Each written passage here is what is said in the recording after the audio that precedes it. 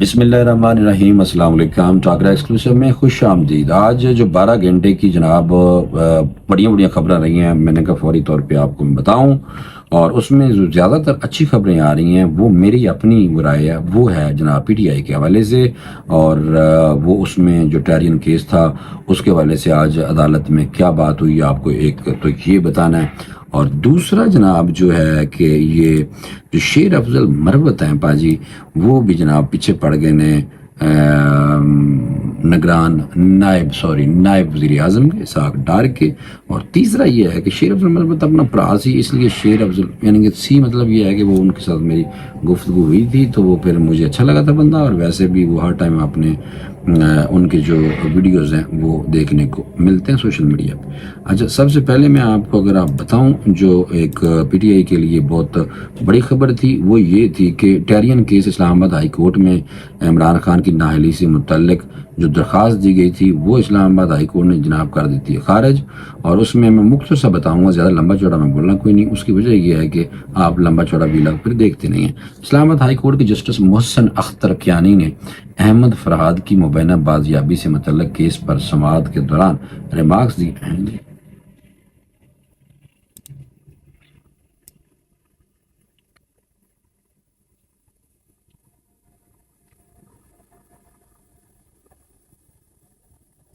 جناب یہ میں آپ کو تھوڑا سا ابھی بتا دیتا ہوں، کیونکہ میں نے بتانے پوائنٹس تاکہ آپ کو زیادہ لمبے چوڑی بات وہ نہ میں بتاؤں، تاکہ آپ کا ٹائم بہت قیمتی۔ جناب اسلام آباد ہائی کورٹ کے 3 رکنی بینچ نے ٹیرین کیس میں عمران خان کی نااہلی سے متعلق درخواست خارج کر دیتی ہے، اور کی کس طرح یہ بہت اہم بات ہے جو آپ کے سامنے رکھنی ضروری ہے۔ جسٹس طارق محمود جہانگیری کی سربراہی میں 3 رکنی بینچ نے اس درخواست پر سماعت کی۔ دیگر 2 ججز میں جسٹس ارباب طاہر اور سمن رفت شامل تھیں۔ سماعت کے دوران آغاز میں ہی عدالت نے درخواست گزار ساجد کے وکیل حامد شاہ سے استفسار کیا کہ کیا ہم اس درخواست کو دوبارہ سن سکتے ہیں، جبکہ اس پر 2 ججوں نے فیصلہ دے رکھا ہے پہلے۔ اچھا، میں آپ کو یہ بھی بتا دوں کہ کیا تھا وہ جسٹس ارباب طاہر اور جسٹس محسن اختر کیانی گزشتہ برس جناب اس درخواست کو ناقابل سماعت قرار دے چکے تھے۔ یہ تھا کہ عمران خان نے اپنی اس ٹیرین جو بچی ہے، جو ناجائز بچی ہے، جو بقولا لوگ جو کہتے ہیں، ان کو ڈکلیئر نہیں کیا، آپ نے کہ بتایا نہیں کہ یہ میری بیٹی ہے، یعنی کہ حکومتی سطح پہ الیکشن کمیشن میں ہر چیز بتانی پڑتی ہے نا، میرے بچے کتنے، میرے کو پیسے کتنے، یعنی کہ جائیدادیں کہاں کہاں، اور یہ سب۔ اچھا، اس پر جناب میں تھوڑا سا آپ کو بتا دوں کہ یہ جب یہ بات ہوئی تو اس پر وکیل حامد شاہ نے کہا کہ یہ 2 ججز کی رائے تھی۔ جب ان کو کہا گیا نا کہ جی یہ تو پہلے ناقابل سماعت قرار دے چکے ہیں، تو 2 ہیوی یعنی کہ وہ پینل تھا نا، 2 ججز نے جو دی تھی، تو اس پہ حامد شاہ نے کہا کہ یہ 2 ججز کی رائے تھی۔ چیف جسٹس نے اس فیصلے پر دستخط نہیں کیے تھے۔ جسٹس طارق جہانگیر نے سوال کیا کہ جب بینچ کے 2 ممبرز نے کہا کہ درخواست قابل سماعت ہی نہیں، خارج کی جائے، تو ایک ممبر کی درخواست نہ ہونے کی وجہ سے کیا فرق پڑے گا؟ انہوں نے کہا 3 سے بیسیکلی ٹوٹل 3 رکنی بینچ تھا، اور 2 نے جب کہہ دیا تو پھر ایک نے نہیں کیا، تو پھر آپ اس کی بیس پہ آ گئے دوبارہ منہ چک کے۔ اس پہ انہوں نے کہا جی کہ اس پر وکیل کی جانب سے کہا گیا کہ انہیں اس حوالے سے جواب تیار کرنے میں مزید 3 ہفتے کا وقت درکار ہے۔ عدالت کی جانب سے ان 2 ججوں کا فیصلہ عدالت میں سب کے سامنے کھول کر سنایا گیا، کھولیا فیصلہ جو آیا سے پہلے وہ سنایا گیا۔ عدالت کہنا ہے کہ جب ان 2 ججز نے جو رائے دی تھی تو وہی فیصلہ رہے گا جناب ہن، تو پھر تسی اہم ہی۔ عدالت کی جانب سے درخواست ناقابل سماعت قرار دینے کے بعد کہا گیا کہ اس کا تفصیلی فیصلہ بعد میں دیا جائے گا۔ ٹھیک ہوگا جناب۔ تو گزشتہ برس جناب میں بتا دوں آپ لوگوں کے، گزشتہ برس اسلام آباد ہائی کورٹ کے چیف جسٹس عامر فاروق کی سربراہی میں 3 رکنی بینچ، جس میں جسٹس محسن اختر کیانی اور ارباب طاہر شامل تھے، انہوں نے 2-1 یعنی کہ 2 جج ایک طرف، 1 جج ایک طرف سے اس درخواست کو ناقابل سماعت قرار دیا تھا، اور اس کے بعد اس فیصلے کو ہائی کورٹ کی ویب سائٹ پر شائع بھی کر دیا تھا۔ اس کے بعد جناب فیصلے کو رجسٹرار آفس کی جانب سے اس کے بعد یہ کہہ کر اتار دیا گیا تھا کہ کیونکہ یہ بینچ چیف جسٹس کی سربراہی میں بنا تھا، اس لیے فیصلے کو اپلوڈ کرنے کے لیے ان کی منظوری ضروری تھی، جو نہیں لی گئی تھی۔ ٹھیک ہو گیا سر؟ تو یہ ہو گیا کہ عمران خان صاحب کے حوالے سے جو جناب ایک تو یہ کیس تھا. دوسرے پاسے آجو عمران خان حملہ کیس انسداد دہشت گردی کی عدالت نے 3 ملزمان پر فرد جرم عائد کر دیے. گجرانوالہ میں انسداد دہشت گردی کی خصوصی عدالت میں عمران خان کے اوپر جو حملہ ہوا تھا جناب، فائرنگ شائرنگ ہوئی تھی، کیس میں 3 ملزمان پر فرد جرم عائد کر دی گئی ہے. عمران خان پر مبینہ حملہ آور نوید اور اس کے 2 ساتھی ملزمان وقار اور طیب پر فرد جرم عائد کی گئی ہے، اور آج انسداد دہشت گردی عدالت میں ملزمان کو فرد جرم پڑھ کر سنائی گئی. ملزمان نے صحت جرم سے انکار کر دیا تھا جناب. عدالت نے اس مقدمے کی شہادتیں 25 مئی کو طلب کر لی ہیں اور کیس کا باقاعدہ ٹرائل 25 مئی سے جناب شروع کیا جائے گا.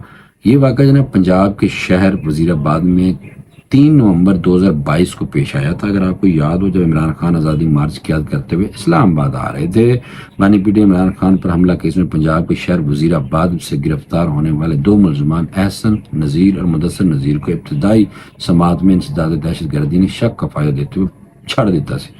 دونوں ملزمان نواحی علاقے سودرا کی رہائشی ہیں اور عمران خان حملہ کیس میں انہیں مرکزی ملزم نوید علی کی حراست میں لیے جانے کے بعد گرفتار کیا گیا تھا. احسن نذیر کو وزیر آباد میں واقع ان کے کمپیوٹر ریپیئرنگ شاپ سے حراست میں لیا گیا تھا.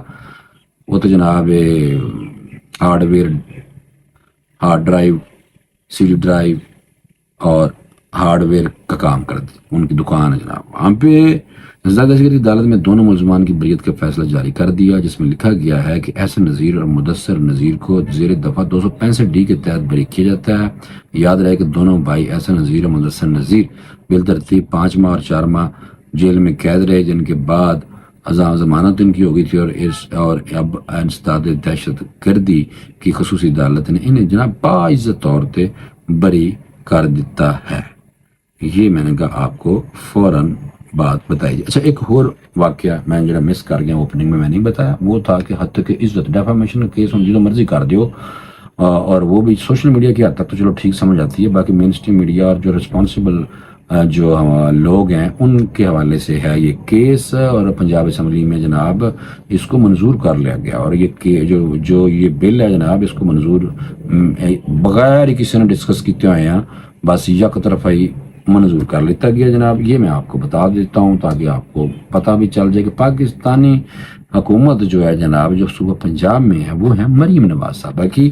اچھا، پنجاب اسمبلی نے پیر کو اپوزیشن کی تجویز کردہ تمام ترمیم کو مسترد کرتے ہوئے اپوزیشن کی جنہیں ترمیم ساری مسترد کر دیتی ہیں، اور صحافیوں کے احتجاج کے باوجود حد کی عزت بل 2024 منظور کر لیا. پنجاب اسمبلی میں حکومت کی جانب سے پنجاب کے وزیر خزانہ مجتبیٰ شجاع الرحمان نے بل پیش کیا سی.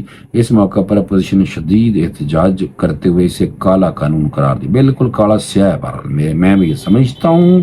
اور اپوزیشن لیڈر احمد خان کا کہنا تھا کہ حد تک عزت بل 2024 کالا قانون ہے، اس کا حصہ نہیں بن سکتے.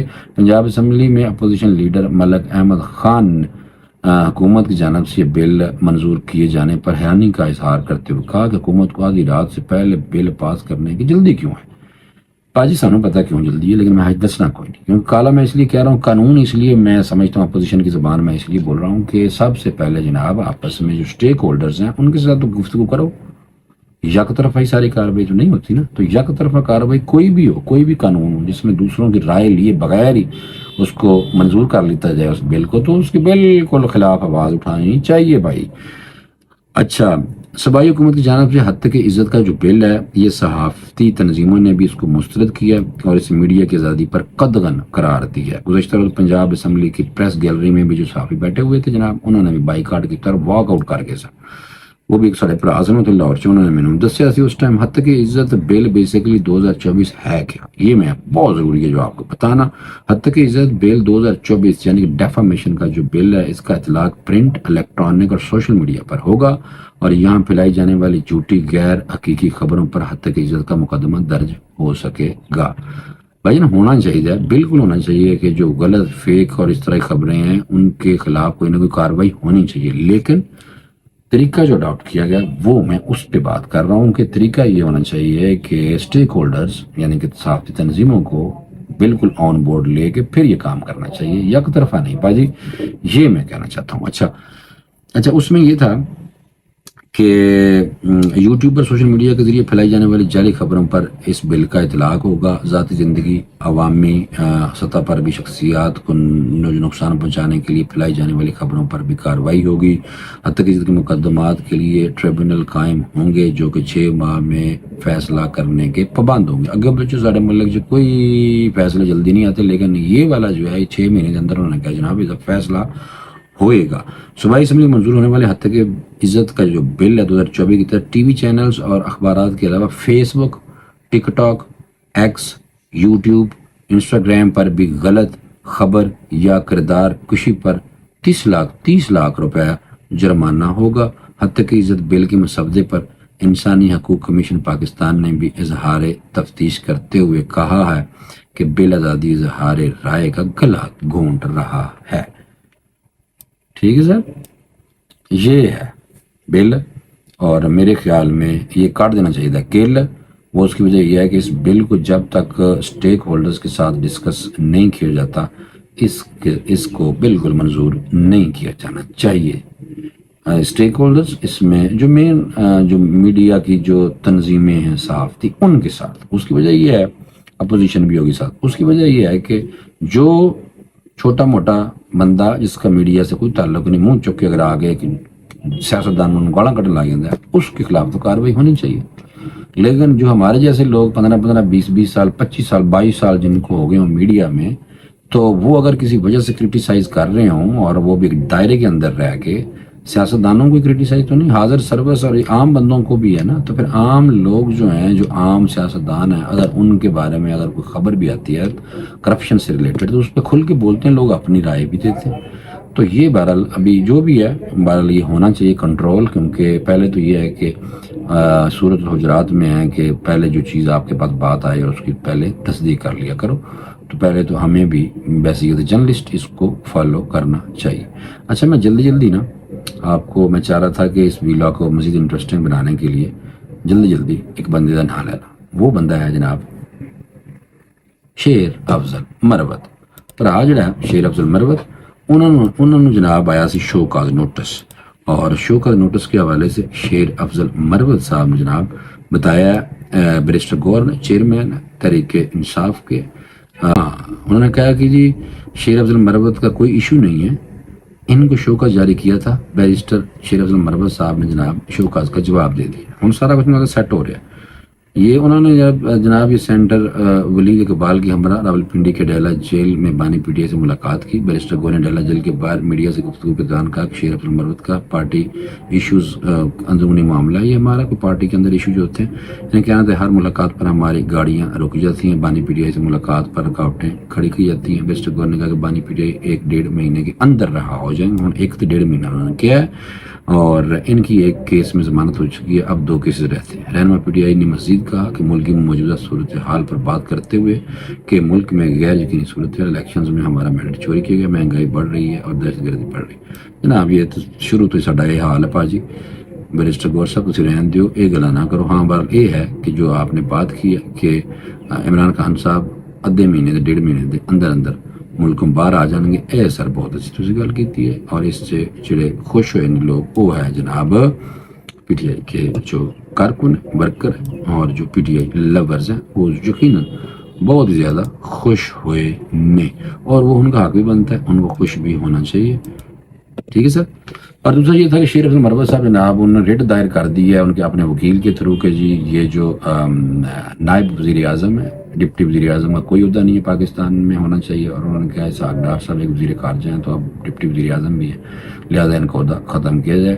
یہ انہوں نے جناب درخواست پاتی ہے عدالت کے اندر. حالانکہ آپ کو پتہ ہے کہ پرویز الہی صاحب بھی ڈپٹی وزیر اعظم رہ چکے، تو اس پہ ابھی کارروائی وہ منظور ہوگی، درخواست ایکسیپٹ ہوگی، اب اس پہ کارروائی ہوگی. تو پھر تو انشاءاللہ اسی نال اپڈیٹ کر دے رہا ہوں. فی الحال میرے خیال میں آج کے لیے اتنی خبریں کافی ہیں، اور بھی بہت ساری خبریں، لیکن میرے خیال میں ٹائم زیادہ ہو گیا. میں اتنے بس کر لینے، پھر انشاءاللہ اگلے ویلاگ میں آپ کے ساتھ دوبارہ ملاقات ہوگی. تب تک کے لیے مجھے اجازت دیجیے. اللہ حافظ.